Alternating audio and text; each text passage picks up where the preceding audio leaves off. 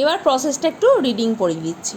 During conjugation to paramecium caudatum known as pre conjugant, মানে pre কনজুগেন্ট কখন বলছি, মানে প্যারামেশিয়াম কর্ডেটাম যখন মানে কনজুগেশন করবে তার ঠিক আগের মুহূর্তটা, তখন বলবো pre of the opposite mating types of the same variety come together with their ventral surface and unite by their oral groups। তাহলে কি হলো, ঠিক কনজুগেশনের আগে একই ভ্যারাইটির দুটো মেটিং টাইপের অন্তর্গত প্রাণী একে অপরের কাছাকাছি আসে এবং তাদের ভেন্ট্রাল সারফেস দিয়ে তারা একে অপরের সাথে যুক্ত হয়। কী দিয়ে? ওরাল গ্রুপস, মানে ওদের ভেন্ট্রাল সাইটে ওরাল গ্রুপ বলে একটা খাঁজ থাকে, সেখানটা দিয়ে ওরা আটকে যায়। They stop feeding and their oral grooves apparatus disappear, তারা আস্তে আস্তে করে খাওয়া দাওয়া বন্ধ করে দেয় এবং তাদের ওরাল গ্রুপ অ্যাপারেটাসটাও কিন্তু অদৃশ্য হয়ে যেতে শুরু করে। The pellicle and the ectoplasm at the point of contact of both breakdown and a protoplasmic bridge is formed between the two individuals. Now the individuals are known as conjugate। এরপর তাদের কি হয়, যেখানটাতে বলেছিলাম না, যে জায়গাটায় ওদের দুটো দেহ মানে পর্দাটা মানে পেলিকেলটা বা এক্টোপ্লাজমটা টাচ করছে, সেই জায়গায় দুটো পেলিকেল মানে পর্দা মাঝখানটা নষ্ট হয়ে যায়, দুজন সাইটোপ্লাজম একে অপরের সাথে কানেক্টেড হয়ে যায়। তখন তারা ইন্টারকানেক্টেড অবস্থায় দুটো পেয়ারকে কী বলবো, মানে জুড়ে গেছে যখন ওরা, তখন তাদেরকে বলবো conjugant. In this condition the conjugating pair swim actively and simultaneously a series of nuclear changes occur. এই অবস্থা, ওরা তো জলে থাকে, ওই পেয়ার করে ওরা কিন্তু জলের মধ্যে খেলা করে, সুইম করে, এবং সেই সময় ওদের ভেতরে নিউক্লিয়ার চেঞ্জটা ঘটে। The macronucleus undergoes gradual disintegration and ultimately disappear. Macronucleus মানে যে বড়গুলোর কথা বলছি, সেগুলো আস্তে আস্তে করে কি হয়, ডিসইন্টিগ্রেশন, ডিসঅ্যাপিয়ারেন্স, অ্যাবোলিস্ট হওয়া, এগুলো সবের মানেই কিন্তু অদৃশ্য হওয়া, আস্তে আস্তে করে অদৃশ্য হতে থাকে এবং একসময় অদৃশ্য হয়ে যায়। The micronucleus of each conjugate undergoes two successive division forming 4 micronuclei within each conjugate। ওই যে দেখালাম যে প্রত্যেকটা মাইক্রোনিউক্লিয়াস পরপর দুবার ডিভিশন করে মোট 4টে মাইক্রোনিউক্লিয়াই গঠন করে। One of the division is probably meiotic in nature, তাদের মধ্যে একটা ডিভিশন হচ্ছে সম্ভবত মিওটিক। 3 of these 4 micronuclei degenerate so that only one remains। আবার তোমাদেরকে দেখালাম ছবিতে, 4টের মধ্যে 3টে ডিজেনারেট করে যাবে, মাইক্রোর একটা থাকবে। The rest 1 micronucleus of each conjugate divides mitotically into 2 unequal pronuclei or daughter nuclei। যে একটা ছিল, তোমাকে বললাম যে একটা আনইকুয়াল ডিভাইড করে কি করবে, দুটো ডটার নিউক্লিয়াস তৈরি করে ফেলবে বা প্রো নিউক্লিয়াস তৈরি করবে, যেটাই মানে অপত্য নিউক্লিয়াস, সেটা কি প্রো নিউক্লিয়াই বা ডটার নিউক্লিয়াই বলে। One of the pro nuclei is larger which is called stationary female pro nucleus.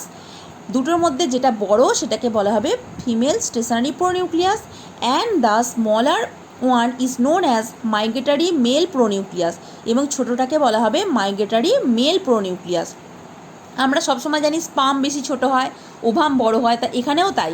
দেখো মেলটা হচ্ছে ছোট এবং মেলটা সবসময় মুভ করতে পারে, আমাদের ক্ষেত্রেও তাই, ওভামের জায়গায় বসে থাকবে, স্পাম কিন্তু ওর কাছে যাবে। এখানেও তুলনা করে দেখবে, গোলানোর কোনো ব্যাপার নেই, ভুলে যাওয়ার কোনো ব্যাপার নেই।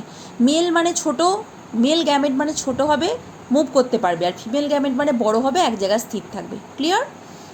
The migratory nucleus of one conjugate crosses over the protoplasmic bridge and fused with the stationary pronucleus of other conjugate to form a synkaryon or conjugation nucleus, in which diploid but 2n number of chromosome is restored। এরপর কি হলো, তাহলে ওই প্রোটোপ্লাজমিক bridge দিয়ে একটার migratory প্রোনিউক্লিয়াস অপর কনজুগেন্টে গিয়ে তার স্টেশনারির সঙ্গে ফিউজ করবে, দুটোর ক্ষেত্রেই সেম ইভেন্ট ঘটবে এবং অবশেষে জাইগোট নিউক্লিয়াস তৈরি করবে। জাইগোট নিউক্লিয়াসকে কী বলা হয়, কনজুগেশন নিউক্লিয়াস বলা হয়, এবং সেটাকে সিনক্যারিয়নও বলা হয়ে থাকে, যেটা 2n। ওকে, আচ্ছা, এরপর দেখো যেটা আসছে সেটা হচ্ছে কি, then the conjugants become separated and are called ex conjugant. বললাম যে তারপর কনজুগেন্টগুলো একে অপরের থেকে আলাদা হয়ে যাবে এবং তখন তাদেরকে বলা হবে ex conjugant. The syncaryon of each ex conjugant divides 3 times to form 8 micronuclei in each conjugant. এরপর বললাম পরপর 3বার ডিভাইড করবে, এই যেখানে ছবিটাতে একটু দেখে নিতেও পারো, এই যে এটা বলছি, এই যে এটা হওয়ার পর দুটো সেপারেট হয়ে গেল, এরপর পরপর 3বার ডিভাইড করে মোট 8টা হলো, ঠিক আছে। আচ্ছা, এরপর দেখো, among 8 micronuclei 4 become micro and 4 become macro. এই 8টার মধ্যে বলেছি 4টে ম্যাক্রো হবে আর 4টে মাইক্রো হবে। এরপর দেখো, 3 of the 4 micronuclei become degenerated and the rest one is called active micronucleus। এই যে 4টে ছিল, ম্যাক্রো 4টেই থাকবে, মাইক্রো 4টের মধ্যে দেখো 3টে ডিজেনারেট করে গেছে, একটা শুধুমাত্র রয়েছে, এটাকে বলা হবে active micronucleus. Okay, next, the active micronucleus divides and cytoplasm division follows resulting into 2 paramecia from X conjugate। এরপর কি হচ্ছে, এই অবস্থায় সাইটোপ্লাজম প্লাস নিউক্লিয়ার ডিভিশন দুটোই হয়, যে দুটো প্যারামেশিয়াম গঠিত হয়। ওকে, আচ্ছা, provided with each paramecium provided with 2 macronuclei and 1 micro. দেখো এখানে দুটো প্যারামেশিয়াম ভাগ হলো, প্রত্যেকটার মধ্যে দুটো ম্যাক্রো একটা করে মাইক্রো থাকে। The micronucleus again divides followed by the cytoplasmic division resulting in 4 একটা 4 কাটবে,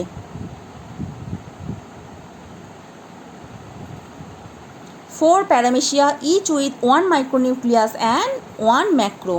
এরপরে বলছে এরা আবার একবার সাইটোপ্লাজমিক প্লাস নিউক্লিয়ার ডিভিশন করবে, দিয়ে যেগুলো তৈরি করবে তার মধ্যে একটা করে ম্যাক্রো একটা করে মাইক্রো থাকবে, ঠিক আছে। Thus from each ex conjugant total 4 paramecia are produced, ঠিক আছে, each ex conjugant 4 paramecia are produced. Clear? তাহলে এটা কমপ্লিট হলো।